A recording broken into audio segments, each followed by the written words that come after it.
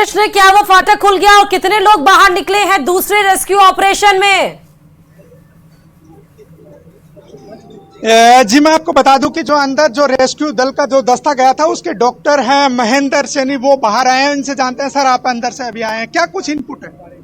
But सारे patient safe हैं, 3-4 बार आगे, बाकी सारे आ रहे हैं गाड़ी में पीछे। सब कितना क्या समय लगेगा? 15 से 20 मिनट लगेंगे, सारे सब रेस्क्यू हो गए। किस तरह क्या स्थिति थी कि और कितनी क्या इंजरी थी? कोई बहुत ज्यादा इंजरी नहीं है, अभी आ रहे हैं पेशेंट सारे बाहर आ रहे हैं। तो बड़ी जानकारी दे दूं अपने दर्शकों को कि जो शेष जो सदस्य हैं उनके कोई ज्यादा इंजरी नहीं है, और जो डॉक्टर महेंद्र सैनी हैं वो रेस्क्यू दल के साथ थे, और जो प्राइमरी ट्रीटमेंट है उसको देने के बाद है ये बाहर आए हैं। और कुछ ही देर बाद है वो ये गेट खुलेगा, और गेट के बाद जो रेस्क्यू दल का दस्ता है वो अंदर से जो रेस्क्यू किए हुए लोग हैं उनको लेकर है वो बाहर आएगा। और जो एम्बुलेंस है वो अलर्ट मोड पर है, और लगातार जो यहाँ पर जो लोग हैं वो भी इस गेट का है वो खुलने का इंतजार कर रहे हैं। एम्बुलेंस कर्मियों को है वो जो जानकारी देते हुए जो है इनके गेट हैं वो खुलवा दिए गए हैं कि कुछ ही क्षण में जो दस्ता है वो अंदर से आएगा, और उसके बाद इनको लोगों को है वो इन एम्बुलेंस में है वो शिफ्ट किया जाएगा। जी बिल्कुल कृष्ण, मतलब अभी तक दूसरी गाड़ी नहीं निकली है अधिकारियों को बाहर लेते हुए, सिर्फ अभी पहली ही गाड़ी निकली थी जिसमें 3 अधिकारी मौजूद थे और जिनको प्राथमिक उपचार के बाद जयपुर के मणिपाल हॉस्पिटल में भेज दिया गया है। अब बस इंतजार उसी घड़ी का कि सकुशल सभी बचे 12 अधिकारी बाहर निकले, लेकिन वही इंतजार है कि कब वो सायरन बजेगा और कब गाड़ी बाहर निकलेगी और कितने अधिकारियों को लेते हुए गाड़ी बाहर निकलेगी। क्या कृष्ण एक एक गाड़ी अंदर जा रही है रेस्क्यू करने के लिए? रेस्क्यू दल का एक विशेष वाहन है उसको अंदर उतारा गया है, और वो वाहन है वो अंदर पूरी तरीके से जो है इसका जो 0 लेवल पॉइंट है वहां पर पहुंचा हुआ है। और जो डॉक्टर महेंद्र जो सैनी है वो अंदर से हैं। उनका कहना है कि 5 से 10 मिनट में जो है वो उनको बाहर लाया जाएगा, और फिर उनको एम्बुलेंस में है वो शिफ्ट किया जाएगा, और फिर इनको जो नजदीकी उप जिला अस्पताल है वहां लेकर जाया जाएगा। और पूरा प्रशासन है वो इस समय अलर्ट है, और जो कुछ जो अंदर फंसे हुए लोग जो हैं उनके मिलने वाले और जो परिजन है वो लगातार आप तस्वीरों में देख सकते हैं कि जो खदान का गेट है उसके खुलने का इंतजार है वो यहाँ पर कर रहे हैं। और बैरिकेडिंग के उस ओर है जो ये लगातार जो है वो इंतजार कर रहे हैं कि कब ये गेट खुलेगा और कब उनके मिलने वाले उनके जो परिचित या परिजन है वो बाहर सकुशल आते हैं। जी बिल्कुल, क्योंकि इंतजार की घड़ियां लंबी होती हैं कृष्ण, और जब उनको पता चला होगा कि उनके परिवार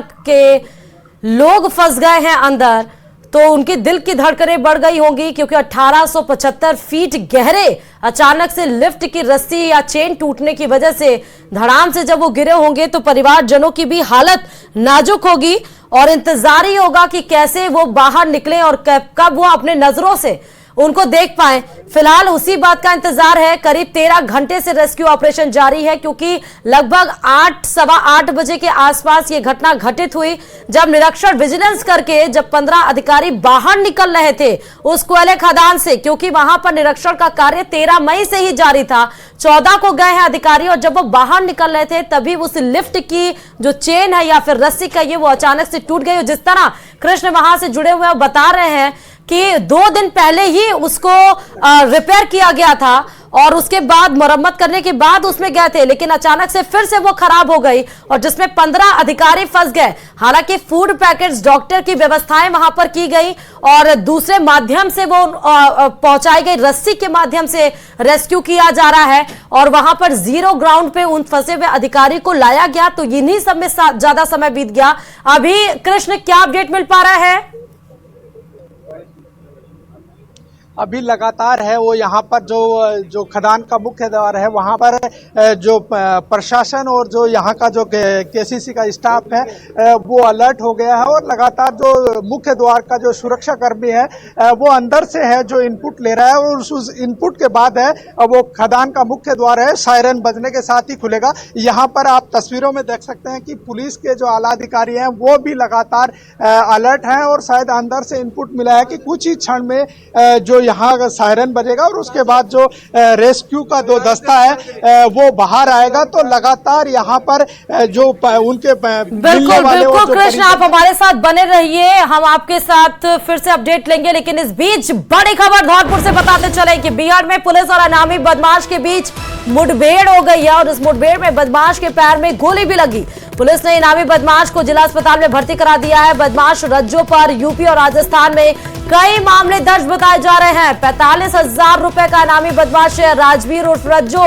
बदमाश पर लगभग 12 संगीन मामले दर्ज है और बसेड़ी थाना इलाके के जंगलों में ये मुठभेड़ हुई थी जिसमें बदमाश के पैर में गोली लगी। यही वो बदमाश है जिसके पैर में गोली लगी है। उपचार के लिए हॉस्पिटल में एडमिट करा दिया गया है। कई संगीन धाराओं में मुकदमा दर्ज है। न सिर्फ राजस्थान बल्कि उत्तर प्रदेश में भी बदमाश पर लगभग 12 संगीन मामले दर्ज हैं। मुठभेड़ में एक बदमाश घायल हुआ है।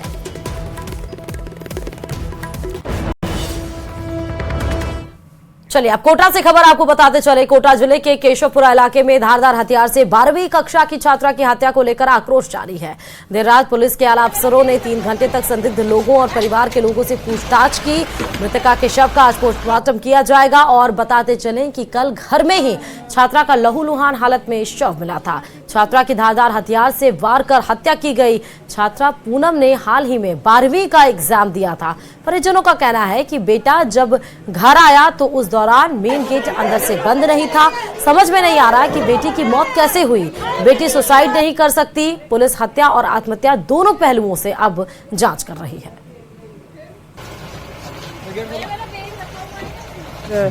जैसे एक जो बच्ची है उसको गर्दन पे उसके चोट लगी है और तेज हथियार से उसको गर्दन पर चोट लगी। तो उस पर हमने सब यहाँ पर आए, मैं भी आई, एफएसएल को भी मौके पर बुलाया, डॉग स्क्वाड को, एमओबी को, तो सभी मौके पर आए और जो अभी है संदिग्ध हालात लग रहे हैं। सभी से अभी पूछताछ जारी है। एफआईआर दर्ज कर ली जाएगी और अगर जैसी कोई और आती है बात सामने तो आपको बता देंगे। जो घर पे अकेली थी उसकी भाभी के साथ और जो है उसकी सूचना मिली कोई लगभग 3:30 बजे। हमारे पार्षद पति हैं पप्पू जी, उन्होंने एफआईआर पुलिस को थाने में फ़ोन किया, पुलिस यहाँ आई और उसके बाद से लगातार पुलिस भी पूछताछ कर रही है। उसके गर्दन में चोटें थी और काफ़ी गंभीर चोटें थी, पूरा रक्त से सना हुआ जो है पूरी रोड है। तो निश्चित रूप से जिस तरीके का वाकया लग रहा है तो उसमें ऐसा लग तो रहा है कि उसका जो है किस प्रकार से ये हो सकता है, क्योंकि उसकी गर्दन में चोटें हैं और पूरा मामला एक संदिग्ध मामला है जिसमें मैं समझता हूँ पुलिस अपना अनुसंधान कर रही है। चलिए इस बीच श्रीगंगानगर से भी बड़ी खबर यह है कि भारत पाकिस्तान सीमा पर 2.5 किलो हेरोइन प्राप्त हुई है। 3 पैकेट में ये 2.5 किलो की हेरोइन मिली है। ड्रोन के माध्यम से भारतीय सीमा में ये फेंके जाने की आशंका जताई जा रही है। तस्करों द्वारा हेरोइन फेंके जाने की आशंका है। बीएसएफ ने हिंदू मलकोट पुलिस थाने में मुकदमा दर्ज करा दिया है। तो यही वो 2.5 किलो की हेरोइन है जो बरामद की गई है बीएसएफ के द्वारा। श्रीगंगानगर से बड़ी खबर बता रहे हैं। बताया जा रहा है कि इसको फेंकने की कोशिश की गई थी। बीएसएफ ने हिंदू मलकोट में ये पुलिस थाने में ये मामला दर्ज करा दिया। और न्यूज 18 ने हृदयांश को बचाने की मुहिम चलाई थी जो आखिरकार रंग लाई है। 3 महीने की लंबी जद्दोजहद के बाद हृदयांश को नई जिंदगी मिल गई और उसे 17.5 करोड़ का इंजेक्शन लगा दिया गया। देखिए रिपोर्ट।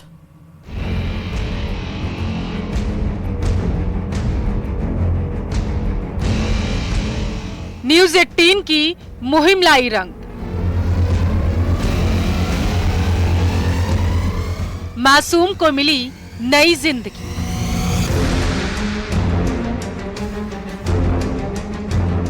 $17 करोड़ की लगी संजीवनी।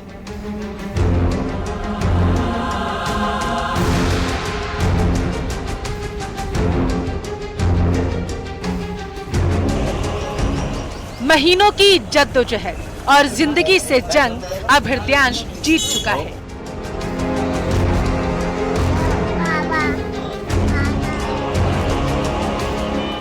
स्पाइनल मस्कुलर एट्रोफी से पीड़ित हृदयांश अब आम लोगों की तरह ही जिंदगी जी सकेगा। जी हाँ, क्योंकि मासूम हृदयांश को 17.5 करोड़ की कीमत वाला दुनिया का सबसे महंगा इंजेक्शन लगाया गया है। इस इंजेक्शन को अमेरिका से भारत लाया गया, जहां जयपुर के जेके लोन अस्पताल में मासूम हृदयांश को इंजेक्शन लगाया गया।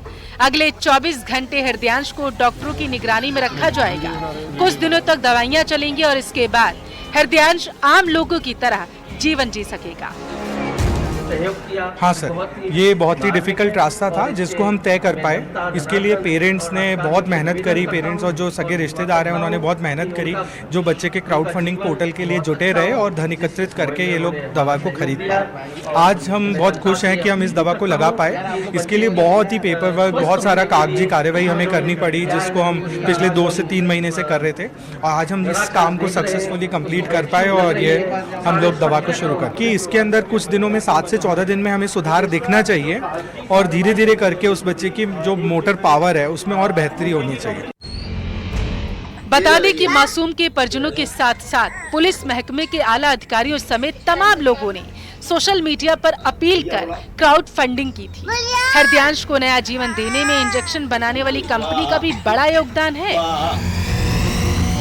कंपनी ने भी हृदयांश के इलाज में काफी मदद की। उन्होंने इंजेक्शन की 17.5 करोड़ रुपए की राशि को 4 किश्तों में जमा कराने की छूट दी।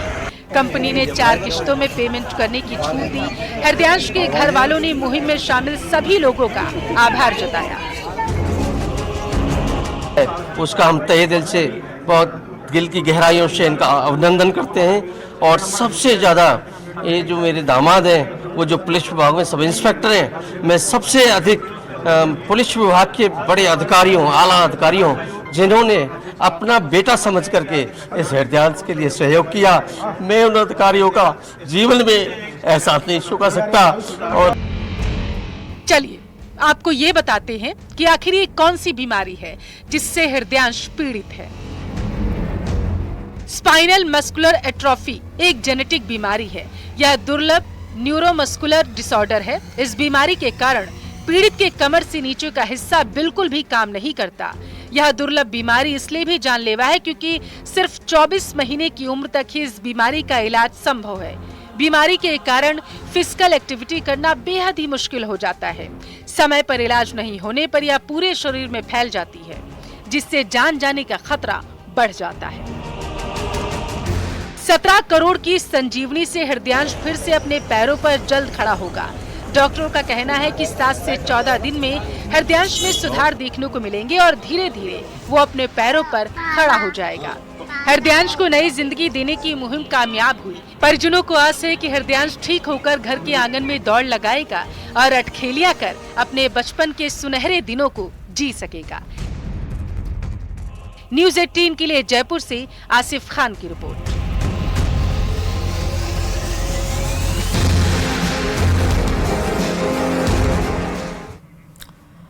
और डूंगरपुर से बड़ी खबर ये है कि एक अज्ञात वाहन ने बाइक को टक्कर मार दी है और इस गंभीर हादसे में बाइक सवार युवक की मौत हो गई है। बाइक सवार एक अन्य युवक घायल बताया जा रहा है। सावला थाना क्षेत्र के बोरिया मोड़ की यह घटना है।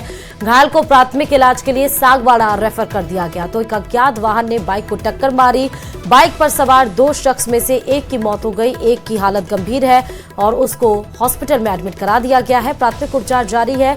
इलाज के बाद सागवाड़ा रेफर कर दिया गया है उस घायल को।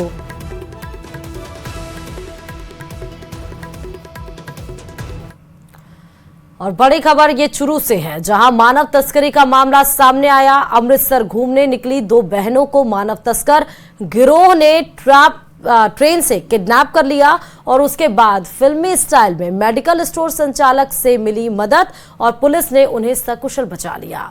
पूरी रिपोर्ट देखिए।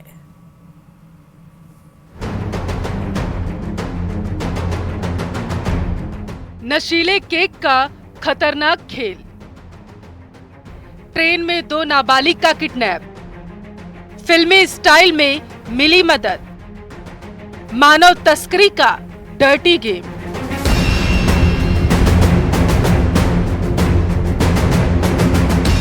चूरू में एक बार फिर से मानव तस्करी का मामला सामने आया, जहां मानव तस्कर गिरोह हनुमानगढ़ जिले की 2 सगी बहनों को अगवा कर गांव काकलासर में बेचने की फिराक में थी। लेकिन इससे पहले ही मेडिकल स्टोर संचालक की सजगता से दोनों बहनों को बचा लिया गया और चाइल्ड हेल्पलाइन टीम और भालेरी पुलिस ने दोनों बहनों को रेस्क्यू किया।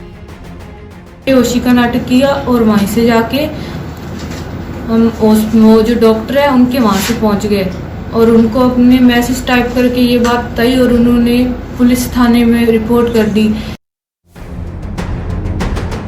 दरअसल दोनों बहनें ट्रेन से अमृतसर जा रही थी और इसी दौरान उन्हें नशीला केक खिलाकर बेहोश कर दिया गया। इसके बाद जब उनको होश आया तो वह चूरू जिले के काकलासर गांव में थी। जानकारी सामने निकल कर आ पाई है कि तस्कर गिरोह उन्हें बेचने की फिराक में था। गिरोह के लोगों की बात सुनकर छोटी बहन ने पेट दर्द का बहाना कर बेहोश होने का नाटक किया, जिस पर तस्कर गैंग के कुछ लोग उसको मेडिकल स्टोर लेकर गए, जहां उसने अपने मोबाइल पर मदद मांगने का मैसेज मेडिकल स्टोर संचालक को दिखाया। खतरे को भांपते हुए स्टोर संचालक ने इसकी सूचना कंट्रोल रूम और चाइल्ड हेल्पलाइन टीम को दी, जिसके बाद भालेरी पुलिस और चाइल्ड हेल्पलाइन टीम मौके पर पहुंची और उनका रेस्क्यू किया गया। काकलासर गांव के अंदर 2 बच्चियां हैं जो कि किसी गिरोह के द्वारा और खरीद फरोख्त करने के इरादे से लाई गई थी। ये सूचना मिलते ही संबंधित थाने को सूचना दी गई और सूचना देने के बाद मौके पर पुलिस पहुंची और चाइल्ड हेल्पलाइन की टीम मौके पर ही पहुंच गए और जहां से बालिकाओं को रेस्क्यू कर भालेरी थाना लाया गया। फिलहाल पुलिस पूरे मामले की जांच कर रही है और दोनों बहनों के बयान के आधार पर आगे की कार्रवाई की जा रही। साथ ही तस्कर गैंग के सदस्यों की भी तलाश की जा रही। मेडिकल काम करता है, उस आदमी ने बताया कि कोई 2 लड़कियां हैं, कोई लग रहा है उनके साथ कुछ गलत हो सकता है। तो इस पे तुरंत ही SHO वहाँ मेडिकल पे जो दुकानदार उनसे बात करी और लड़कियों के बारे में जब वहाँ पहुँचे तो बताया कि लड़कियाँ यहाँ से निकल चुकी हैं। तो उनकी तलाश के लिए वहाँ आसपास के गांव के जो लोग हैं, सरपंच, सबको बताया गया, उनकी टीमों को बताया गया। तो उन्होंने मेहनत करके लड़कियों के बारे में बताया कि लड़की यहाँ पे है और उनको दोनों लड़कियों को रेस्क्यू कर लिया गया। फिर चाइल्ड लाइन और जो हमारे CWC हैं वो उनसे लड़कियों की काउंसलिंग कर रही है, पता लगा रहे हैं किस लिए ऐसा हुआ है। ऐसा पहली बार नहीं है, चूरू में इसके पहले भी मानव तस्करी के मामले सामने आ चुके हैं। ऐसे में अब देखना ये होगा कि आखिरकार इस गैंग के सदस्य कब गिरफ्तार होते हैं, उनका नेटवर्क कितना बड़ा है, ये भी जांच में सामने आएगा।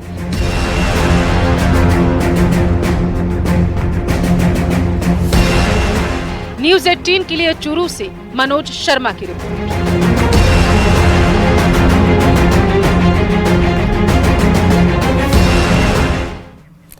और निजी स्कूल यानी कि प्राइवेट स्कूलों में RTI एडमिशन से जुड़ी इस वक्त की बड़ी खबर जयपुर से है, जहां 20 मई तक पेरेंट्स को चयनित स्कूल में रिपोर्टिंग देनी होगी। लॉटरी में सेलेक्ट 5 में से किसी एक स्कूल में ये पेरेंट्स को अपनी रिपोर्टिंग 20 मई तक देनी होगी। उसके बाद निजी स्कूल 24 मई तक आवेदन की जांच का काम पूरा करेगा। 30 मई तक स्कूल संशोधन का कार्य कर सकते हैं और इसके बाद पेरेंट्स को संशोधन का वक्त नहीं मिलेगा। तो महज 20 तारीख को वक्त है, 24 के बाद उसको देखा जाएगा, उसका निरीक्षण किया जाएगा स्कूल के द्वारा। निजी स्कूल उसको पूरा करेंगे आवेदन की जांच को। फिर 30 मई तक स्कूल संशोधन का कार्य कर सकते हैं और उसके बाद पेरेंट्स को संशोधन का टाइम वक्त नहीं मिलेगा। तो निजी स्कूल में RTI एडमिशन से जुड़ी बड़ी खबर है ये। और एक और बड़ी खबर जयपुर से ही है, जहां राजस्थान 12वीं बोर्ड का रिजल्ट इसी महीने डिक्लेयर किया गया। इस सप्ताह के अंत या महीने के अंत तक परिणाम जारी हो जाएगा, क्योंकि देरी इस वजह से हो रही है क्योंकि चुनाव चल रहा है। राजस्थान 12वीं बोर्ड की परीक्षा बताई जा रही है कि इसी सप्ताह के अंत या फिर महीने के अंत तक परिणाम जारी होगा। परिणाम से पहले रिजल्ट कमेटी की बैठक होगी, परिणाम की तैयारियों पर चर्चा होगी। 12वीं साइंस और कॉमर्स विषय का परिणाम एक साथ जारी किया जा सकता है। हालांकि लगातार विद्यार्थी इंतजार कर रहे हैं आगे की पढ़ाई के लिए, क्योंकि जब उनका रिजल्ट आएगा तब वो आगे की पढ़ाई में एनरोल हो सकेंगे। उसको लेकर लेट हो रहा है, लेकिन पहले कमेटी की बैठक होगी, उसके बाद इसी महीने के अंत तक परिणाम जारी होगा।